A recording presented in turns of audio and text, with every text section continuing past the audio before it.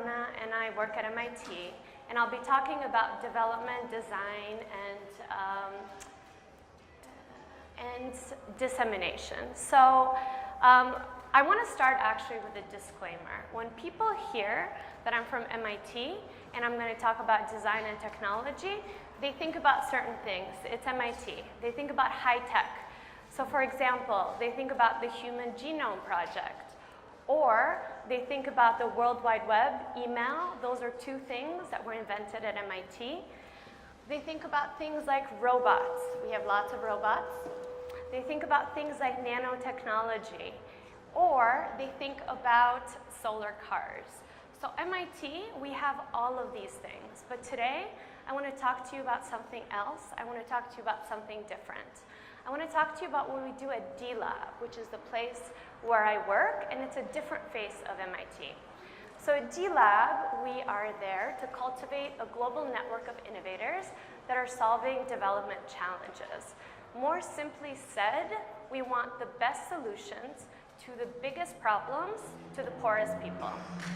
And how exactly do we do this? Well, the way that we do it is that we think a lot about development challenges and about poverty. And we try to think about these things in a new way. These are problems that some people know as wicked problems. What is a wicked problem? It's something that has many multiple causes that are all interlinked, and there are no simple solutions to these causes. In fact, if you take a conventional approach, you are likely to fail, you are likely to create problems in return. So at D-Lab, we ask the question, well, can designers play a role in solving development challenges? And if they can, what exactly can they do about it? So I guess the way that we approach it, the first thing is that designers are not thinking that much about these kinds of challenges. In fact, they're thinking more about your next iPhone, the new computer, better apps, all of these things that can actually make money. But they are not going to the base of the pyramid and working to solve problems for people that are working in poverty, that are living in poverty. That's just something that is happening, but it's happening very little. Then we at D-Lab started looking at the designers that are actually tackling these challenges to see how they were doing it. Were they doing it right?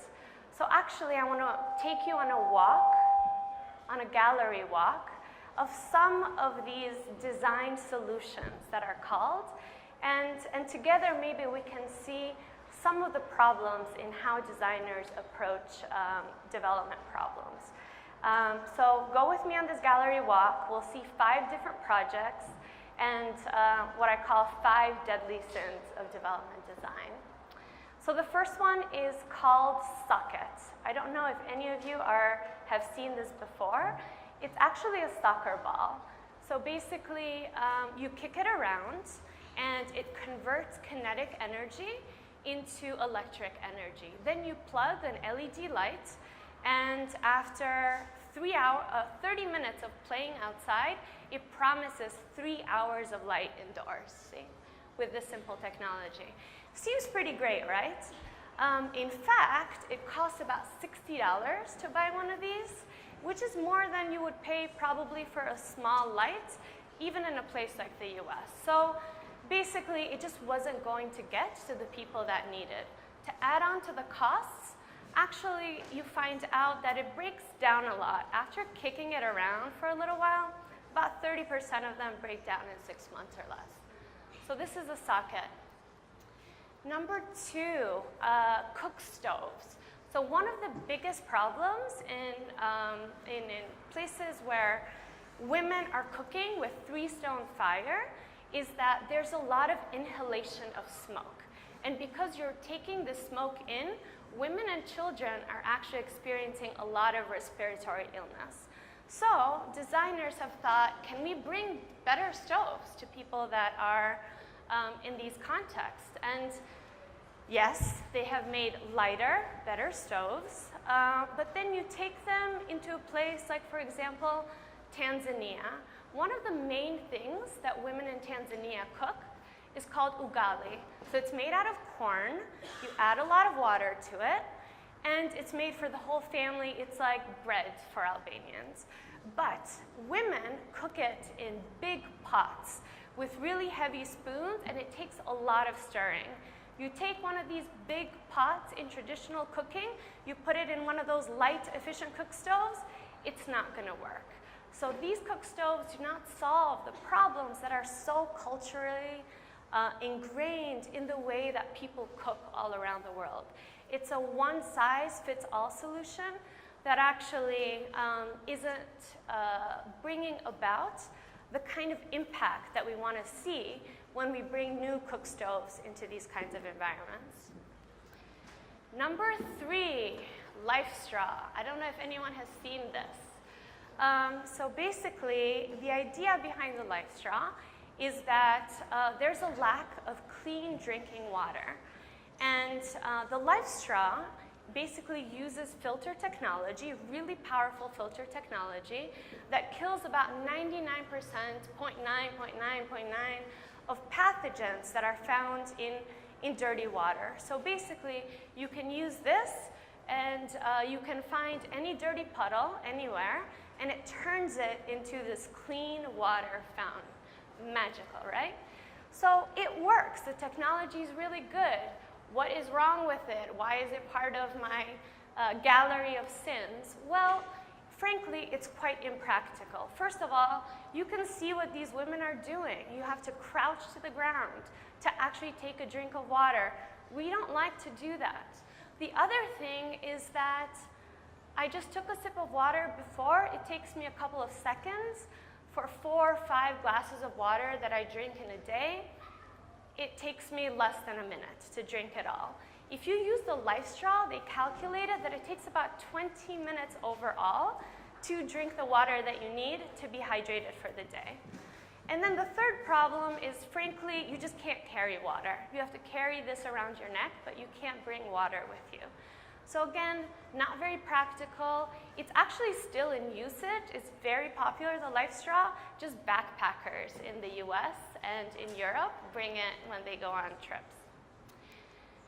Next, malaria nets. A lot of you have probably heard of this as well. So one of the biggest problems that is facing, it's a health crisis, about 500,000 Africans, for example, are die because of malaria every year. So it's a big public health crisis, and the issue is, how do you solve it? And people have found out that if they distribute these bed nets, you put it over your bed and then you sleep under the bed net, your chances of getting malaria are actually really low. Again, a pretty good innovation, right? So people decided, if we were going to do this for people that live in poverty, let's give them out for free. Let's give a whole lot of them out for free. And they did. Then they came back 6 months later, researchers, to see, well, okay, so what are the results? How are these people feeling? Do they still have malaria? And they actually found out some really neat things. Instead of doing this, they were doing that. So women were taking the malaria nets and using them to fish, or men. Sometimes they were using them to play soccer. Sometimes they were using them for pens, pig pens. And the researchers were like, that is ridiculous. You know, instead of taking this life-saving net and putting it over the bed, they're fishing with it. Whereas the people that they asked thought it was ridiculous to use it over the bed when they can make really quick money with this really free, fancy net. They liked it. They just weren't using it for what the researchers thought that they would use it for. Okay, so this is actually one of my favorites because it's so bad. It's called, it's a merry-go-round. So again, in Africa, there's a water problem. The issue is that a lot of women and a lot of people have to go to local water sources and physically pump water from that source. It's time-consuming. It's actually pretty tiring. So some designers had this brilliant idea. What if we actually take this merry-go-round? You guys have seen it. A lot of you have probably played with one. And we replace it with a pump. So we've got a water scarcity problem. We have a lot of children in Africa. Can we combine these two and make them work with each other? Turns out, bad idea. Why is it a bad idea? Because the children will play around. It wasn't this happy scenario that was put in most of the magazines. What you saw instead was the opposite. The children prayed for a little while, then they abandoned these solutions. And so it was actually the women that had to go and take these heavy, heavy pumps and move them around just to get water for their families. After that, some of them just got sick of them and pulled them out, threw them on the ground, installed their old pipes, and a lot of money was spent, but actually very little was achieved. So these are a few. There's many other examples that I could go through. And I guess one of the things that I want to say is that it's not all bad news, right? There's obviously some interesting development solutions out there. What brings everything together that I just told you about were solutions that were brought in by NGOs, or solutions that were brought in by people that thought they were doing good. Two of the ones that I like and projects that we work with at D-Lab, one is Sanergy, so this is toilets in Kenya, and this is another that's called D-Light, so it's a solar light, and it's all over the world. It's really scaled widely. Both of these are market-based approaches. So they're social enterprises. They actually don't treat people as recipients of aid, but they sell these products to them. And when you sell a product, there's a feedback loop. It means if someone doesn't like it, they can tell you because they just won't buy it. So I guess this is part of the problem, is that the way that design is happening for these people that are living in poverty is just not going very well. So then D-Lab was like, well, there's definitely a niche, something that we can do because we know design. But the other question that we started thinking about was, what about on the local innovator side? The people that are living in these communities, are they innovating? Can they innovate? Can we work with them as well? So that brings me to actually one of my trips. So this is in Tanzania about 4 years ago, and I went with this idea in mind. I wanted to find local innovation. So I went to this village near Kilimanjaro, a town called Arusha, beautiful foothills, a lot of greenery, and they have a lot of good stuff there. Avocados everywhere, mangoes everywhere. So I met this couple, funny story, Joseph and Mary were their names. They got me a lot of avocados. We started talking about what they do, and they told me that there's an abundance of avocados right now. They eat them, they sell what they can, they give some to actually their pigs, and after that, that's it. After the avocado season is over, everything goes to waste. Same with mangoes. They just weren't thinking of creative ways in which they could be using these or preserving these vegetables or fruits. In places like India, for example, you can find really cheap technologies. For example, you can take mango, you can cut it, you can dry it, you can pickle it, and then actually preserve it for longer.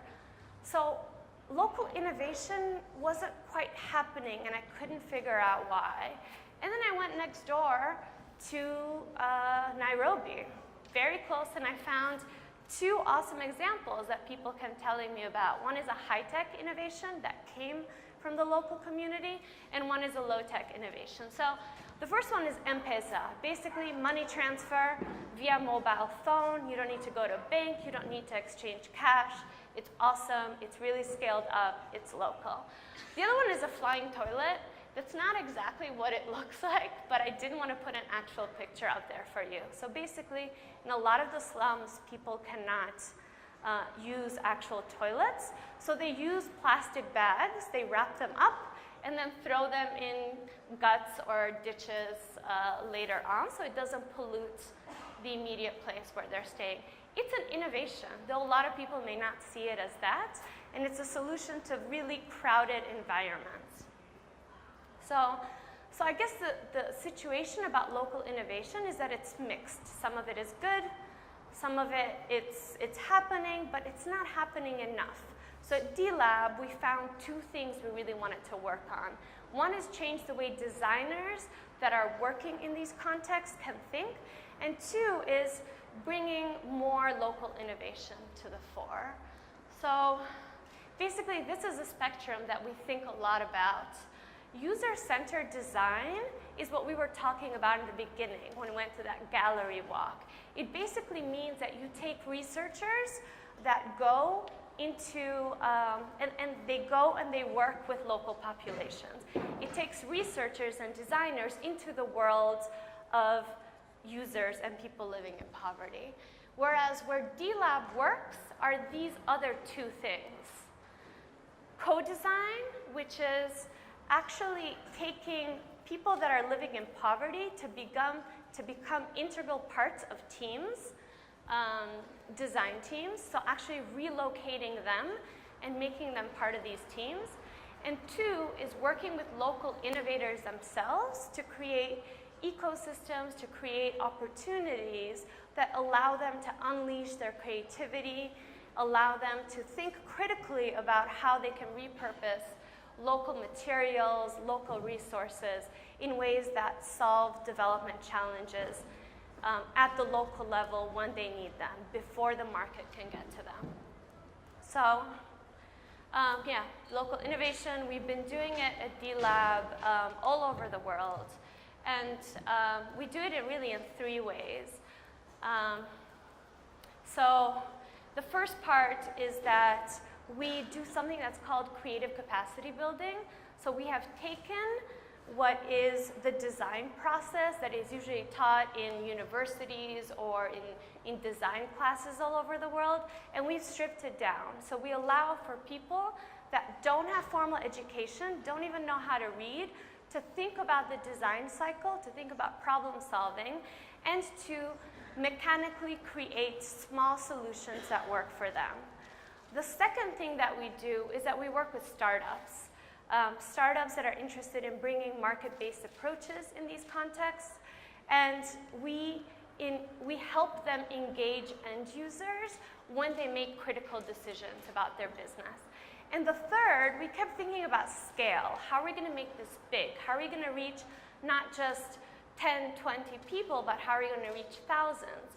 So then we decided to work with some of these large corporations and organizations on this end of the spectrum, and working with them to bring end users as part of their decision-making process, as part of their core design teams.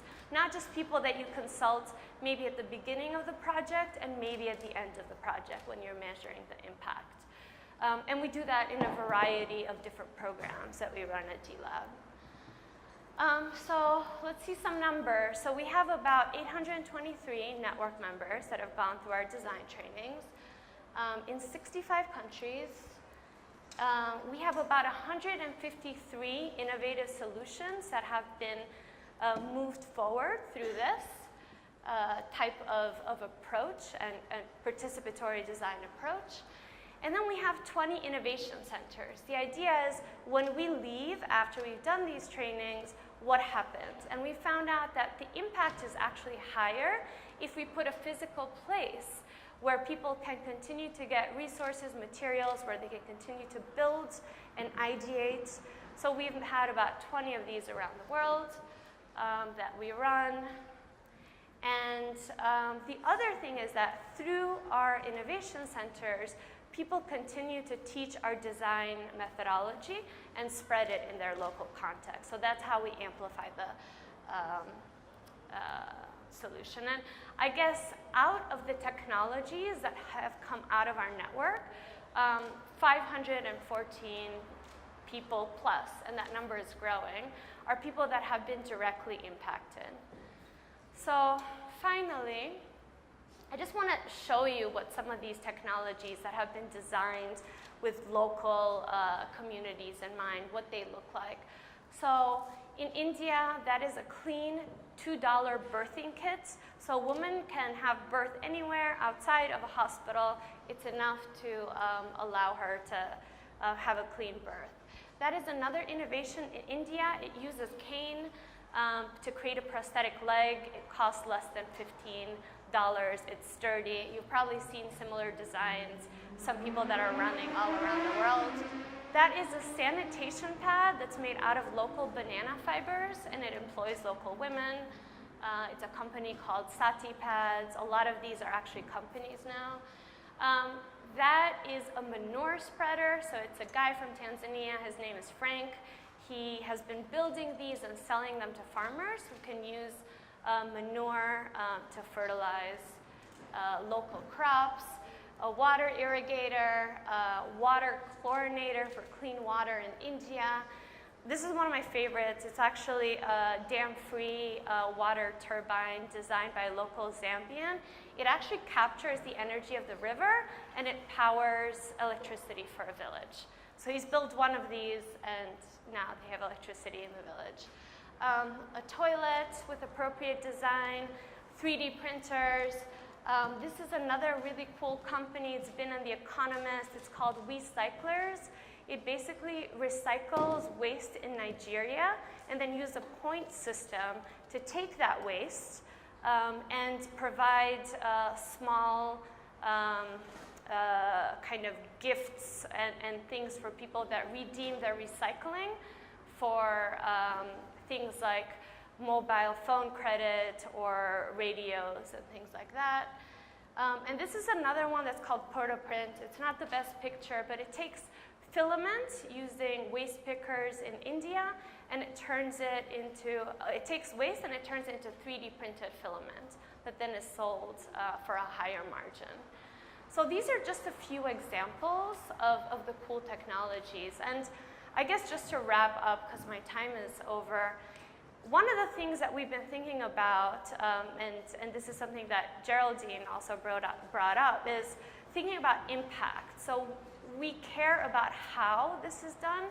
We also care about what is done. And one of the interesting things about these projects in the portfolio that we are continuing to research is the idea that it's not just about the technology and the direct impact of the technology. What we've seen is that by powering local innovators, we actually empower local communities. And as a result, these individuals don't think of themselves as just recipients of aid, that aid comes to them and they're passive, but they're actually active creators of their solutions and what they do. And so this is what brings me to work every day, and this is what I get excited about. So I'm happy to answer any questions you may have.